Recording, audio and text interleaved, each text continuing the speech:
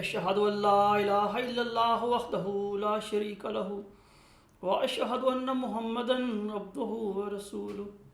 أما بعد فأعوذ بالله من الشيطان الرجيم بسم الله الرحمن الرحيم الحمد لله رب العالمين الرحمن الرحيم مالك يوم الدين إياك نعبد وإياك نستعين اهدنا الصراط المستقيم صراط الذين أنعمت عليهم غير المغضوب عليهم ولا الضالين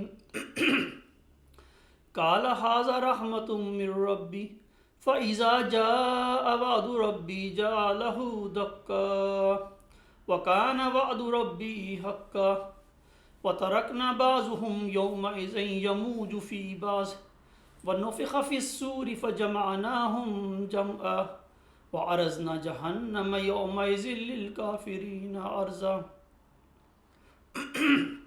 خاکسار نے آپ کے سامنے سورۃ کہف کی آیت نمبر 99 تا 101 تلاوت کی ہیں۔ ان آیات کا ترجمہ اس طرح ہے: اس نے کہا یہ میرے رب کی رحمت ہے، پس جب میرے رب کا وعدہ آ جائے گا تو وہ اسے ہموار کر دے گا، اور میرے رب کا وعدہ سچا ہے، اور اس دن ہم انہیں ایک دوسرے کے خلاف جوش سے حملہ آور ہوتے ہوئے چھوڑ دیں گے، اور سور پھونکا جائے گا، تب ہم ان کو اکٹھا کر دیں گے، اور اس دن ہم جہنم کو کافروں کے بالکل سامنے لے آئیں گے۔ سامعین کرام، ان آیات کریمہ میں اللہ تعالیٰ نے دنیا کی دو عظیم قومیں یاجوج ماجوج کے زمانے میں رونما ہونے والے عظیم الشان واقعات اور تبدیلیوں کا اشارتاً ذکر فرمایا ہے، جن میں ایک عظیم الشان تبدیلی یا واقعہ وہ مسلم موعود یا مسیح ابن مریم کی بعثت ہے، اور دوسرا واقعہ یا تبدیلی جو ہے وہ فتح اسلام ہے۔ ان آیات کی تفسیر میں حضرت امام مہدی و مسیح موعود علیہ السلام فرماتے ہیں، جب وعدہ خدا تعالیٰ کا نزدیک آ جائے گا تو خدا تعالیٰ اس دیوار کو ریزہ ریزہ کر دے گا جو یاجوج ماجوج کی روک ہے، اور خدا تعالیٰ کا وعدہ سچا ہے، اور ہم اس دن یعنی یاجوج ماجوج کی سلطنت کے زمانہ میں متفرق فرقوں کو مہلت دیں گے کہ تا ایک دوسرے میں موج زنی کریں، یعنی ہر یک فرقہ اپنے مذہب اور دین کو دوسرے پر غالب کرنا چاہے گا، اور جس طرح ایک موج اس چیز کو اپنے نیچے دبانا چاہتی ہے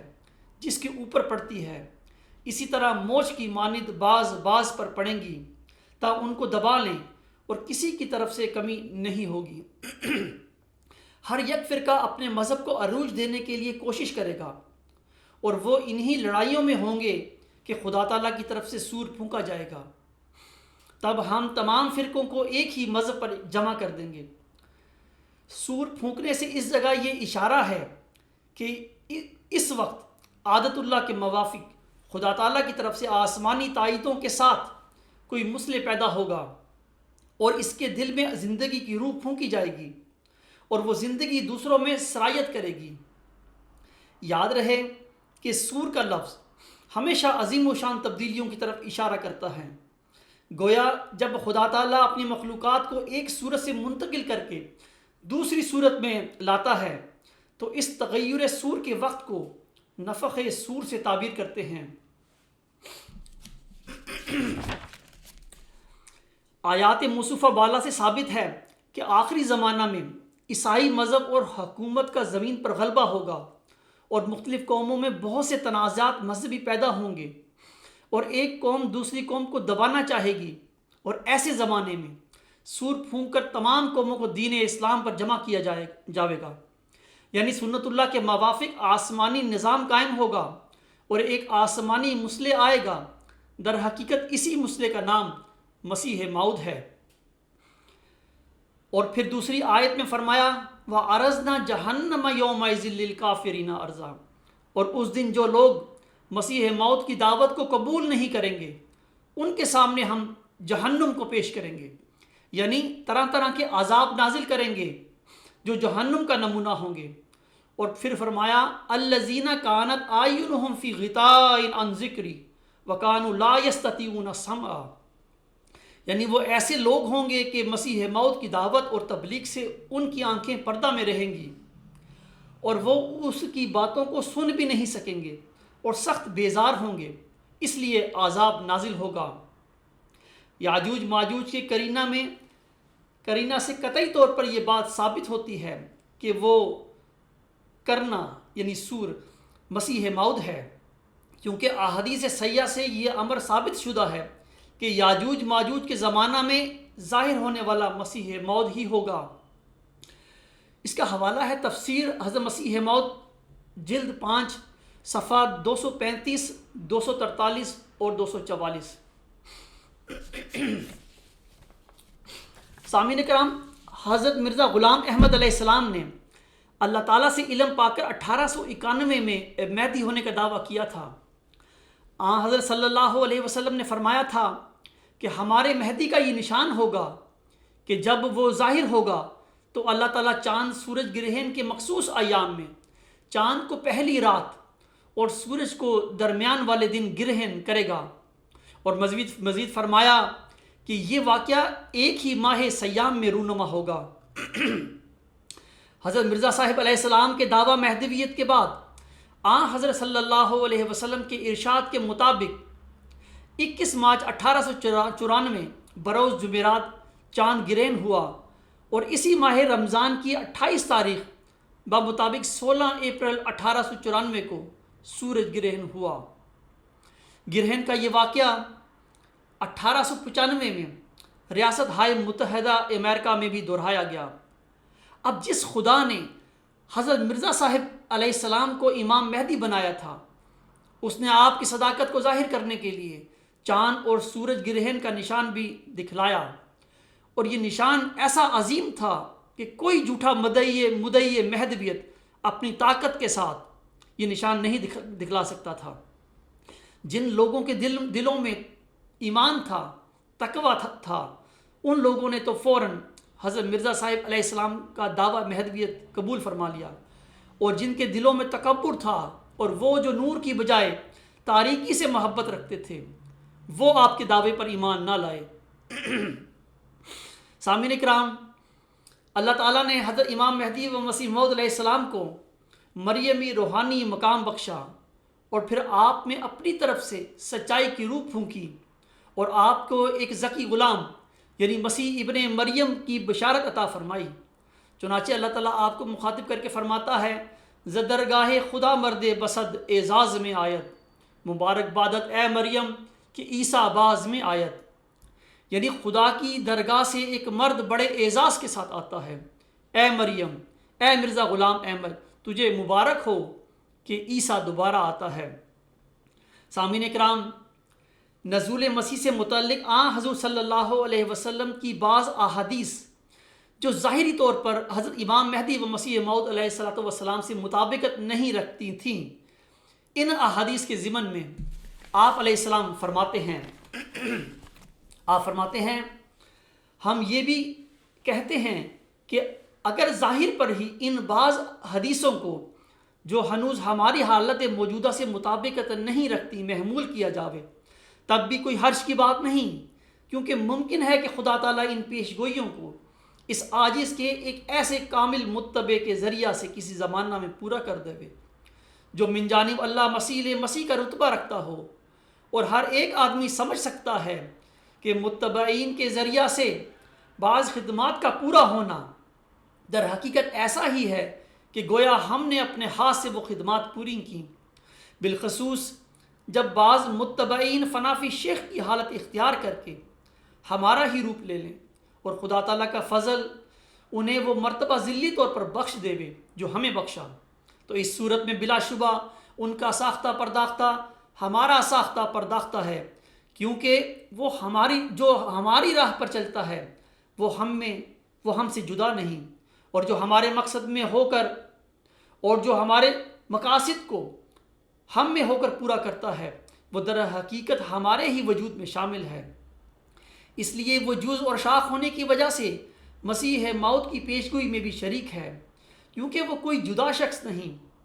پس اگر ذلی طور پر وہ بھی خدا تعالیٰ کی طرف سے مسیح کا نام پاوے اور موعود میں بھی داخل ہو تو کچھ حرج نہیں، کیونکہ گو مسیح موعود ایک ہی ہے، مگر ایک میں ہو کر سب موعود ہی ہیں، کیونکہ وہ ایک ہی درخت کی شاخیں اور ایک ہی مقصد موعود کی روحانی یگانگت کی راہ سے متمم و مکمل ہیں، اور ان کو ان کے پھلوں سے شناخت کرو۔ اس کا حوالہ ہے روحانی خزائن جلد 3 صفحہ 316 تا 317۔ سامعین کرام، اسی طرح امام مہدی و مسیح موعود علیہ السلام ایک دوسری جگہ فرماتے ہیں، آپ فرماتے ہیں اب یہ سوال بھی قابل حل ہے کہ مسیح ابن مریم تو دجال کے لیے آئے گا، آپ اگر مسیح ابن مریم کے رنگ میں ہو کر آئے ہیں تو آپ کے مقابل پر دجال کون ہے؟ اس سوال کا جواب میری طرف سے یہ ہے کہ گو میں اس بات کو تو مانتا ہوں کہ ممکن ہے کہ میرے بعد کوئی اور مسیح ابن مریم بھی آوے، اور بعض احادیث کی روح سے وہ موعود بھی ہو، اور کوئی ایسا دجال بھی آوے جو مسلمانوں میں فتنہ ڈالے، مگر میرا مذہب یہ ہے کہ اس زمانہ کے پادریوں کی مانند اب تک دجال پیدا نہیں ہوا اور نہ ہی قیامت تک پیدا ہوگا۔ روحانی خزائن جلد 3 صفحہ 362۔ سامعین اکرام، احادیث سے ثابت ہوتا ہے کہ حضرت صلی اللہ علیہ وسلم نے اپنے بعد ایک دجال کے خروج کی خبر دی ہے، اور یہ بھی فرمایا ہے کہ مسیح ابن مریم دمشق کے مشرقی جانب سفید مینارہ کے پاس 2 زرد چادروں میں لپٹے ہوئے 2 فرشتوں کے پروں پر ہاتھ رکھے ہوئے تشریف لائیں گے۔ دجال مسیح ابن مریم کی دعا اور دلائل و براہین سے ہلاک ہوگا۔ حضرت صلی اللہ علیہ وسلم نے نہ صرف دجال کا ذکر فرمایا بلکہ اس کی مخصوص علامات بھی بیان فرمائیں تاکہ لوگوں کو اس کی پہچان میں کوئی اشکال نہ رہے۔ سامعین کرام، دجال کا لفظ دجل سے مشتق ہے، اور دجل کے معنی کسی چیز کو ڈھانکنے اور ملمہ سازی کے ہوتے ہیں۔ زیادہ جھوٹ بولنے والے گروہ کو بھی یا شخص کو بھی دجال کہا جاتا ہے۔ اپنی کثرت کی وجہ سے ساری دنیا میں پھیل جانے والے اور سامان تجارت اور حرب سے روئے زمین کو ڈھانک لینے والے گروہ کو بھی دجال کہتے ہیں، اور یہ صفات عیسائی قوم کی دینی اور دنیاوی علماء میں موجود ہیں، جو حضرت عیسیٰ علیہ السلام کو خدا بنانے کے سب سے بڑے جھوٹ کے مرتکب ہوئے تھے۔ ان مغربی اقوام کا مذہبی نام دجال ہے، اور سیاسی قوت اور طاقت کے لحاظ سے انہیں یاجوج ماجوج کا نام دیا گیا ہے۔ حضرت صلی اللہ علیہ وسلم میں چند احادیث آپ کے سامنے پیش کرتا ہوں جن میں آپ صلی اللہ علیہ وسلم نے دجال کے خروج کا ذکر فرمایا ہے اور اس کی نشانیاں بیان فرمائی ہیں۔ اسی طرح مسیح ابن مریم کے ظہور کا بھی ذکر فرمایا ہے۔ یہ ابو ہریرہ رضی اللہ تعالیٰ عنہ سے روایت ہے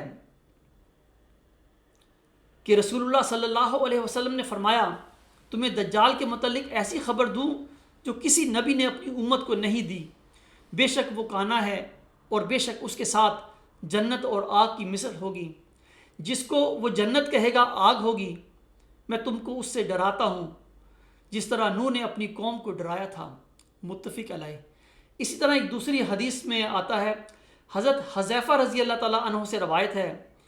کہ وہ نبی صلی اللہ علیہ وسلم سے روایت کرتے ہیں کہ دجال نکلے گا اور اس کے ساتھ پانی اور آگ ہوگی۔ جس کو لوگ پانی دیکھ رہے ہوں گے وہ آگ ہوگی،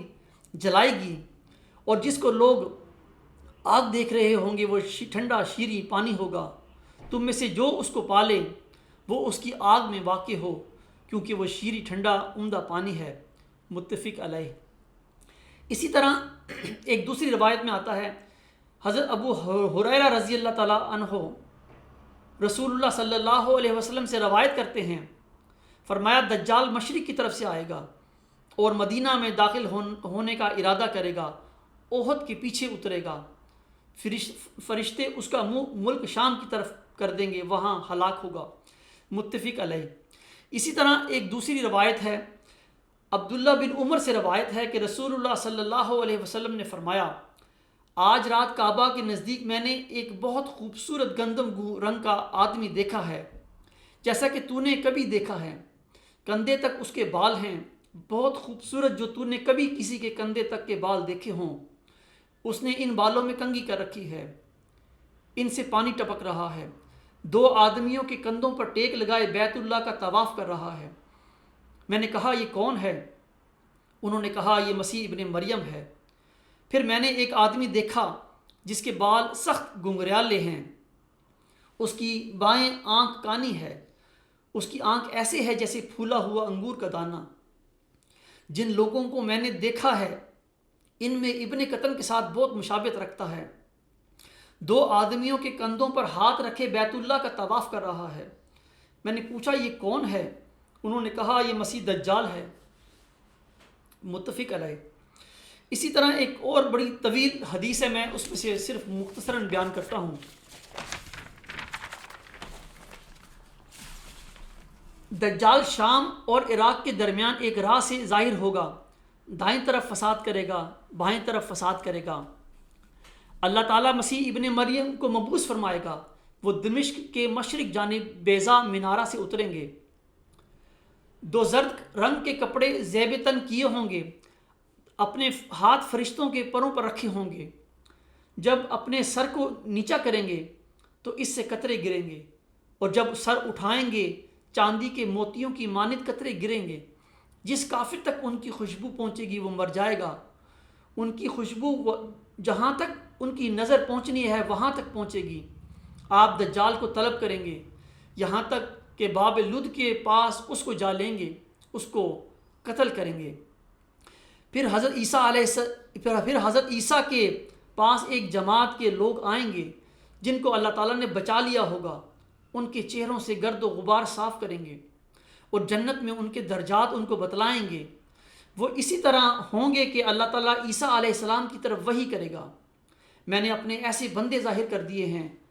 کسی کو ان کے مقابلے کی طاقت نہیں۔ میرے ان بندوں کو طور کی طرف لے جاؤ۔ اللہ تعالیٰ یاجوج ماجوج کو بھیجے گا، وہ ہر بلند زمین سے دوڑتے ہوئے آئیں گے۔ بحیرہ تبریہ پاس سے ان کی اگلی جماعت گزرے گی، وہ اس کا سارا پانی پی جائیں گے۔ پھر آخری جماعت گزرے گی اور کہے گی کبھی یہاں بھی پانی ہوتا تھا۔ پھر چلتے چلتے خمر پہاڑ کے قریب پہنچیں گے جو کہ بیت المقدس کا ایک پہاڑ ہے۔ کہیں گے ہم نے زمین والوں کو قتل کر دیا، آؤ ہم آسمان والوں کو بھی قتل کر دیں۔ اپنے تیر آسمان کی طرف پھینکیں گے، اللہ تعالیٰ ان کے تیر خون سے آلودہ کر کے واپس لوٹائے گا۔ اللہ کے نبی عیسیٰ علیہ السلام اور ان کے ساتھی محصور ہو جائیں گے، یہاں تک کہ بیل کا ایک سر 100 دینار سے بہتر معلوم ہوگا۔ اللہ کے نبی عیسیٰ اور ان کے ساتھی اللہ سے دعا کریں گے، اللہ تعالیٰ ان کی گردنوں میں کیڑے پیدا کر دے گا، وہ ایک جان کی طرح سب مردہ ہو جائیں گے۔ پھر اللہ کے نبی عیسیٰ اور ان کے ساتھی زمین کی طرف اتریں گے۔ روایت کیا اس کو مسلم نے۔ سامعین اکرام، اسی طرح ایک اور روایت ہے، یہ روایت ہے نافع رضی اللہ تعالیٰ عنہ سے کہ رسول اللہ صلی اللہ علیہ وسلم نے فرمایا تھا کہ دجال ایک غصہ کی وجہ سے نکلے گا جو اس کو ناراض کر دے گا۔ روایت کیا اس کو مسلم نے۔ اسی طرح پھر ایک اور روایت ہے، جابر رضی اللہ تعالیٰ عنہ سے روایت ہے، عمر بن خطاب کہنے لگے مجھ کو اجازت دیں کہ میں اس کو یعنی دجال کو قتل کر دوں۔ رسول اللہ صلی اللہ علیہ وسلم نے فرمایا اگر تو یہ وہی ہے تو اس کا صاحب نہیں ہے، اس کے صاحب عیسیٰ ابن مریم ہیں۔ اگر وہ نہیں ہیں تو یہ جائز نہیں ہے کہ تو ایک ذی آدمی کو قتل کرے۔ نبی صلی اللہ علیہ وسلم ڈرتے رہے کہ کہیں یہ دجال نہ ہو۔ روایت کیا اس کو شرح السنہ میں۔ سامعین اکرام، جیسا کہ حدیث میں حضرت صلی اللہ علیہ وسلم نے فرمایا ہے کہ مسیح ابن مریم دمشق کے مشرقی جانب سفید مینارہ کے پاس اتریں گے۔ ان الفاظ میں کیا آپ صلی اللہ علیہ وسلم کی یہ مراد تھی کہ وہ سفید مینارہ دمشق میں ہوگا؟ ہرگز آپ صلی اللہ علیہ وسلم کی یہ مراد نہیں تھی، بلکہ آپ صلی اللہ علیہ وسلم کی منشا کی وضاحت حضرت امام مہدی و مسیح موعود علیہ السلام نے اس طرح بیان فرمائی ہے۔ آپ فرماتے ہیں اب اے دوستو، یہ مینارہ اس لیے تیار کیا جاتا ہے کہ تا حدیث کے موافق مسیح موعود کے زمانہ کی یادگار ہو، اور نیز وہ عظیم پیشگوئی پوری ہو جائے جس کا ذکر قرآن شریف کی اس آیت میں ہے کہ سبحان الذی اسر بعبدہ لیلا من المسجد الحرام الی المسجد الاقصی الذی بارکنا حولہ، بنی اسرائیل آیت 2۔ اور جس کے مینارہ کا ذکر حدیث میں بھی ہے کہ مسیح کا نزول مینارہ کے پاس ہوگا۔ دمشق کا ذکر اس حدیث میں جو مسلم نے بیان کی ہے اس غرض سے ہے کہ 3 خدا بنانے کی تخم ریزی اول دمشق سے شروع ہوئی، اور مسیح موعود کا نزول اس غرض سے ہے کہ تا 3 کے خیالات کو محو کر کے پھر ایک خدا کا جلال دنیا میں قائم کرے۔ پس اس ایما کے لیے بیان کیا گیا کہ مسیح کا مینارہ جس کے قریب اس کا نزول ہوگا دمشق سے شرق کی طرف ہے، اور یہ بات صحیح بھی ہے کیونکہ قادیان جو ضلع گرداسپور پنجاب میں ہے، جو لاہور اس سے گوشہ مغرب اور جنوب میں واقع ہے، اور وہ دمشق سے ٹھیک شرقی جانب پڑی ہے۔ پس اس سے ثابت ہوا کہ یہ مینارۃ المسیح بھی دمشق سے شرقی جانب واقع ہے۔ ہر ایک طالب حق کو چاہیے کہ دمشق کے لفظ پر خوب غور کرے کہ اس میں حکمت کیا ہے کہ یہ لکھا گیا ہے کہ مسیح موعود دمشق کی شرقی طرف نازل ہوگا، کیونکہ خدا تعالیٰ کی قرارداد باتیں صرف امور اتفاقیہ نہیں ہو سکتے، بلکہ ان کے پیچھے اسرار اور رموز ہوتے ہیں۔ وجہ یہ کہ خدا تعالیٰ کی باتیں، تمام باتیں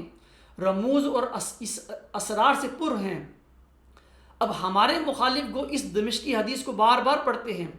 مگر وہ اس کا جواب نہیں دے سکتے کہ یہ جو اس حدیث میں بتایا گیا ہے کہ مسیح موعود دمشق کی شرقی طرف مینارہ کے قریب نازل ہوگا تو اس میں کیا بھید ہے، بلکہ انہوں نے محض ایک کہانی کی طرح اس حدیث کو سمجھ لیا ہے۔ لیکن یاد رہے کہ یہ کہانی نہیں ہے اور خدا تعالیٰ لغو کاموں سے پاک ہے، بلکہ اس حدیث کے ان الفاظ میں جو اول دمشق کا ذکر فرمایا اور پھر اس کے شرقی طرف ایک مینارہ قرار دیا اور ایک عظیم و شان راز ہے، اور وہ وہی ہے جو ابھی ہم بیان کر چکے ہیں، یعنی یہ کہ تثلیث اور 3 خداؤں کی بنیاد دمشق میں ہی پڑی تھی۔ کیا ہی منحوس وہ دن تھا جب پولس یہودی ایک خواب کا منصوبہ بنا کر دمشق میں داخل ہوا اور بعض سادہ لوگ عیسائیوں کے پاس یہ ظاہر کیا کہ خداوند مسیح مجھے دکھائی دیا، اور اس تعلیم کے شائع کرنے کے لیے ارشاد فرمایا کہ گویا وہ بھی ایک خدا ہے۔ بس وہی خواب تثلیث کے مذہب کی تخم ریزی تھی، غرض یہ شرک عظیم کا کھیت اول دمشق میں ہی بڑھا اور پھولا، اور پھر یہ زہر اور جگہوں میں پھیلتی گئی۔ بس چونکہ خدا تعالیٰ کو معلوم تھا کہ انسان کو خدا بنانے کا بنیادی پتھر اول دمشق میں ہی رکھا گیا، اس لیے خدا نے اس زمانہ کے ذکر کے وقت کہ جب غیرت خداوندی اس باطل تعلیم کو نابود کرے گی، پھر دمشق کا ذکر فرمایا اور کہا کہ مسیح کا مینارہ یعنی اس کے نور کے ظاہر ہونے کی جگہ دمشق کے مشرق کی طرف ہے۔ اس عبارت سے یہ مطلب نہیں تھا کہ وہ مینارہ دمشق کی ایک جز ہے اور دمشق میں واقع ہے جیسا کہ بدقسمتی سے سمجھا گیا، بلکہ مطلب یہ تھا کہ مسیح موعود کا نور آفتاب کی طرح دمشق کے مشرقی جانب سے طلوع کر کے مغربی تاریکی کو دور کرے گا، اور یہ ایک اشارہ تھا کیونکہ مسیح کے مینارہ کو جس کے قریب اس کا نزول ہے دمشق کے مشرق کی طرف قرار دیا گیا، اور دمشق کی تثلیث کو اس کے مغربی طرف رکھا، اور اس طرح پر آنے والے زمانہ کی نسبت یہ پیش گوئی کی کہ جب مسیح موعود آئے گا تو آفتاب کی طرح جو مشرق سے نکلتا ہے، اور اس کے مقابل پر تثلیث کا چراغ مردہ جو مغرب کی طرف واقع ہے دن بدن پز مردہ ہوتا جائے گا، کیونکہ مشرق سے نکلنا خدا کی کتابوں میں اقبال کی نشانی قرار دی گئی ہے، اور مغرب کی طرف جانا ادبار کی نشانی، اور اسی نشانی کی طرف ایما کرنے کے لیے خدا تعالیٰ نے قادیان کو جو مسیح موعود کا نزول گاہ ہے دمشق سے شرقی طرف آباد کیا اور دمشق کو اس سے مغرب کی طرف رکھا۔ بڑا دھوکہ ہمارے مخالفوں کو یہ لگا ہے کہ انہوں نے حدیث کے لفظوں میں یہ دیکھ کر کہ مسیح موعود اس مینارہ کے قریب نازل ہوگا جو دمشق کی شرقی طرف ہے، یہ سمجھ لیا کہ وہ مینارہ دمشق میں ہی واقع ہے، حالانکہ دمشق میں ایسے مینارہ کا وجود نہیں، اور یہ خیال نہیں کیا کہ اگر کہا جائے کہ اگر مثلاً فلاں جگہ فلاں شہر کے شرقی طرف ہے تو کیا ہمیشہ اس سے یہ مراد ہوا کرتا ہے کہ وہ جگہ اس شہر سے پیوستہ ہے؟ اور اگر حدیث میں ایسے لفظ بھی ہوتے جن سے قطعی طور پر یہی سمجھا جاتا کہ وہ مینارہ دمشق کے ساتھ پیوستہ ہے اور دوسرے احتمال کی راہ نہ ہوتی، تاہم ایسا بیان دوسرے قرائن کے مقابل پر قابل قبول نہ ہوتا۔ مگر اب چونکہ حدیث پر غور کرنے سے صاف طور پر سمجھ آتا ہے کہ اس حدیث کا صرف یہ منشا ہے کہ وہ مینارہ دمشق کے شرقی طرف ہے، نہ در حقیقت اس شہر کا ایک حصہ، تو دیانت سے بعید اور عقل مندی سے دور ہے کہ خدا تعالیٰ کی ان حکمتوں اور بھیدوں کو نظر انداز کر کے، جن کو ہم نے اس اشتہار میں بیان کر دیا ہے، بے وجہ اس بات پر زور ڈالا جائے کہ وہ مینارہ جس کے قریب مسیح کا نزول ہے وہ دمشق میں واقع ہے، بلکہ جناب رسول اللہ صلی اللہ علیہ وسلم نے اس مینارہ سے اس جگہ اقصی کا مینارہ مراد لیا ہے جو دمشق سے شرقی طرف واقع ہے، یعنی مسیح موعود کی مسجد جو حال میں وسیع کی گئی اور عمارت بھی زیادہ کی گئی، اور یہ مسجد فی الحقیقت دمشق سے شرقی طرف واقع ہے، اور یہ مسجد صرف اس غرض سے وسیع کی گئی اور بنائی گئی ہے تا دمشقی مفاسد کا اصلاح کرے، اور یہ مینارہ وہ مینارہ ہے جس کی ضرورت احادیث نبویہ میں تسلیم کی گئی ہے۔ جس خدا نے مینارہ کا حکم دیا، اس نے اس بات کی طرف اشارہ کر دیا کہ اسلام کے مردہ حالت میں اسی جگہ سے زندگی کی روح پھونکی جائے گی، اور یہ فتح نمایاں کا میدان ہوگا، مگر یہ فتح ان ہتھیاروں کے ساتھ نہیں ہوگی جو انسان بناتے ہیں، بلکہ آسمانی حربہ کے ساتھ ہے جس حربہ سے فرشتے کام لیتے ہیں۔ اس کا حوالہ ہے مجموعہ اشتہارات جلد 3 صفحہ 286 تا 295۔ سامعین کرام، یہ جو مینارۃ المسیح دمشق کے مشرق میں بامقام قادیان حضرت مہدی و مسیح موعود علیہ الصلوۃ والسلام نے بحکم الہی بنایا تھا، اس کے تعمیر کرنے کا مقصد یہی نہ تھا کہ یہ مینارہ آپ علیہ السلام کی صداقت کے لیے بنایا گیا ہے، بلکہ اس کے بنانے میں یہ بھید بھی تھا کہ اس مینارہ کے حوالے سے آپ علیہ السلام کے بعد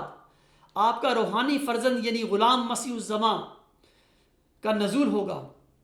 اس طرح حضرت صلی اللہ علیہ وسلم کی حدیث حرف بحرف پوری ہو جائے گی، جیسا کہ مینارۃ المسیح کے متعلق آپ علیہ السلام فرماتے ہیں، یہ مینارۃ المسیح کیا چیز ہے اور اس کی کیا ضرورت ہے؟ سو واضح ہو کہ ہمارے سید و مولا خیر الاصفیاء خاتم الانبیاء سیدنا محمد مصطفیٰ صلی اللہ علیہ وسلم کی یہ پیش گوئی ہے کہ مسیح موعود جو خدا کی طرف سے اسلام کے ضعف اور عیسائیت کے غلبہ کے وقت میں نازل ہوگا، اس کا نزول ایک سفید مینارہ کے قریب ہوگا جو دمشق سے شرق کی طرف واقع ہے۔ اس کا حوالہ ہے مجموعہ اشتہارات جلد 3 صفحہ 315 تا 316۔ سامعین کرام،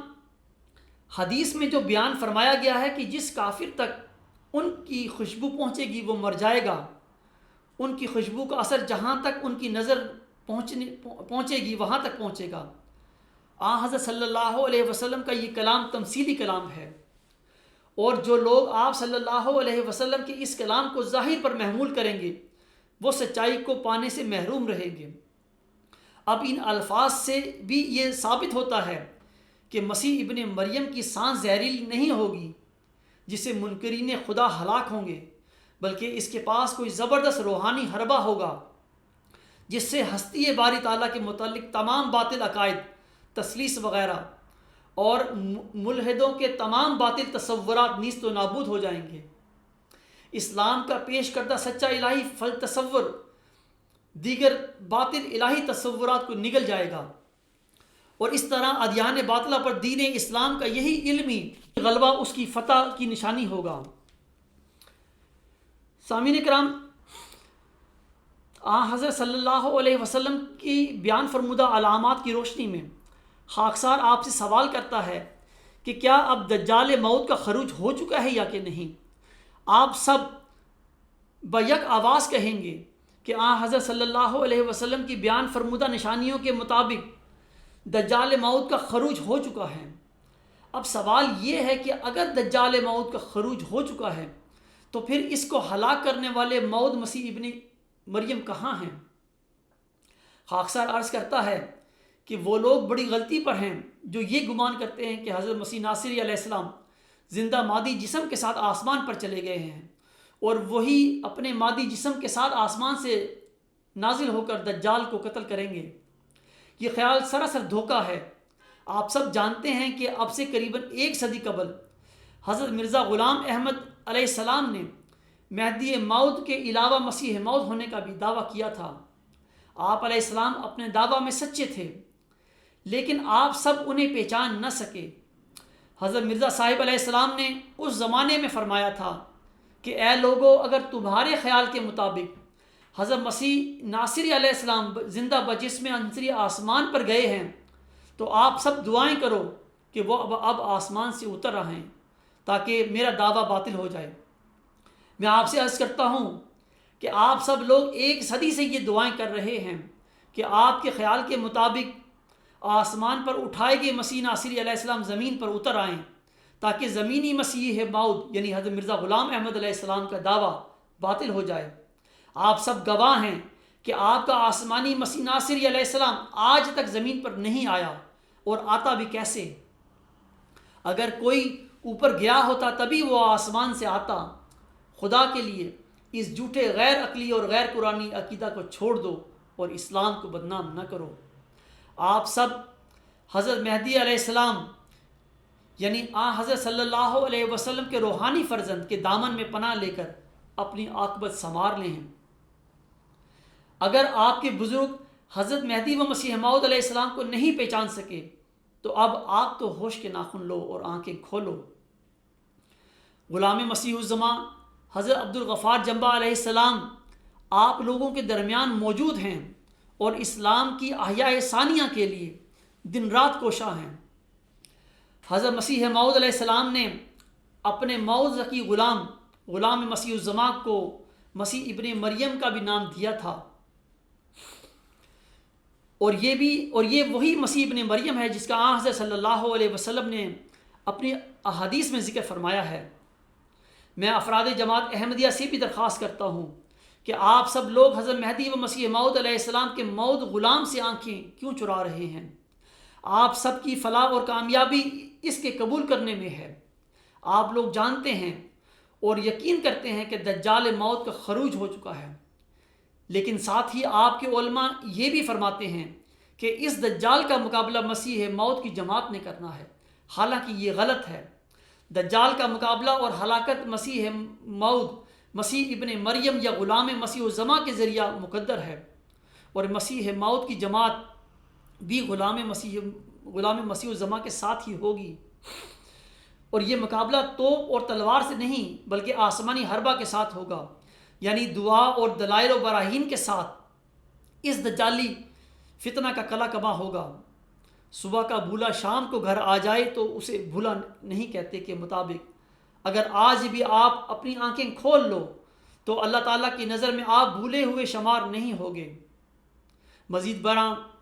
حضرت مسیح ناصری علیہ السلام نے اپنی آمد ثانی کے لیے کسوف و خسوف کی نشانی کا ذکر فرمایا ہے۔ آپ فرماتے ہیں مگر ان دنوں میں اس مصیبت کے بعد سورج تاریک ہو جائے گا اور چاند اپنی روشنی نہ دے گا، اور آسمان سے ستارے گرنے لگیں گے، اور جو قوتیں آسمان میں ہیں وہ ہلائی جائیں گی، اور اس وقت لوگ ابن آدم کو بڑی قدرت اور جلال کے ساتھ بادلوں میں آتے دیکھیں گے۔ اس وقت وہ فرشتوں کو بھیج کر اپنے برگزیدوں کو زمین کی انتہا سے آسمان کی انتہا تک چاروں طرف جمع کرے گا۔ مرکز باب 13 آیات 24، 25، 26 اور 27۔ علاوہ اس کے اس نشان کا ذکر قرآن پاک میں بھی سورۃ قیامت کی آیت 10 میں ملتا ہے۔ جیسا کہ سب جانتے ہیں کہ قوانین قدرت کے مطابق عمومی کسوف و خسوف کے واقعات تو ہوتے رہتے ہیں اور ہم ان کو نشان قرار نہیں دے سکتے، لیکن کسوف و خسوف کا وہ واقعہ جس کی خبر پہلے سے موجود ہو اور وہ واقعہ ہو بھی خاص موعود ماہ اور ایام میں، تو پھر ایسا کسوف و خسوف ایک نشان بن جاتا ہے اور اس کا انکار ممکن نہیں۔ حضرت صلی اللہ علیہ وسلم کی خبر کے مطابق حضرت مرزا غلام احمد علیہ السلام کے دعویٰ کے بعد جو کسوف و خسوف کا واقعہ 1894 میں رونما ہوا تھا، اسی طرح حضرت عبدالغفار جنبہ علیہ السلام کے دعویٰ مسلم موعود ذکی غلام مسیح الزماں کے بعد ویسا ہی کسوف و خسوف کا واقعہ رونما ہوا ہے، اور وہ یہ کہ 8 نومبر 2003 بروز ہفتہ چاند گرہن ہوا، اور اسی ماہ سیان کی 28 تاریخ بمطابق 23 نومبر 2003 بروز اتوار سورج گرہن ہوا۔ حضرت صلی اللہ علیہ وسلم کے فرمان کے مطابق رونما ہونے والا یہ کسوف و خسوف کا خاص نشان اگر ہمارے آقا حضرت مرزا غلام احمد علیہ السلام کی سچائی پر آسمانی نشان تھا، تو پھر آج یہی آسمانی نشان آپ علیہ السلام کے مؤعود ذکی غلام مسیح الزماں حضرت عبدالغفار جنبہ علیہ السلام کی سچائی کے لیے بھی رونما ہو گیا ہے۔ الحمدللہ رب العالمین، فتدبروا یا ایھا العاقلون۔ آپ کو علم ہونا چاہیے کہ اللہ تعالیٰ نے حضرت مہدی و مسیح موعود علیہ السلام کو ذکی غلام کی بشارت دیتے ہوئے یہ وعدہ فرمایا تھا، کل الفتح بادہ مظہر الحق والعلائق عن اللہ نزل من السماء، یعنی ایک نشان ظاہر ہوگا جو تمام فتوحات کا مجموعہ ہوگا، اس وقت حق ظاہر ہو جائے گا اور حق کا غلبہ ہوگا، گویا خدا آسمان سے اترے گا۔ اس کا حوالہ ہے تذکرہ صفحہ 588۔ اور یہ وعدہ اب یقیناً پورا ہوگا۔ آج دین اسلام اندرونی اور بیرونی آفات میں گھرا ہوا ہے۔ خدا کے لیے اپنے گروہی اختلافات اور مفادات کو چھوڑتے ہوئے ایک ہو جائیں اور اپنے دین کا دعا اور دوا سے دفاع کرو۔ جہاد بالسیف کا زمانہ گزر چکا ہے اور اب ہم نظریاتی دور میں داخل ہو چکے ہیں۔ آج اصل جہاد یہی ہے کہ ہم مغرب سے مروب ہوئے بغیر علم و حکمت کی دنیا میں قرآنی علمی نظریات کا جھنڈا گاڑیں، تاکہ ہمارا صدیوں سے جھکا ہوا سر ایک بار پھر فخر سے بلند ہو جائے۔ آمین۔ یہ دعا ہی کا تھا معجزہ کی عصا، ساحروں کے مقابل بنا اژدہا، آج بھی دیکھنا مرد حق کی دعا، سحر کی ناگنوں کو نگل جائے گی انشاءاللہ تعالی۔ وآخر دعوانا ان الحمدللہ رب العالمین۔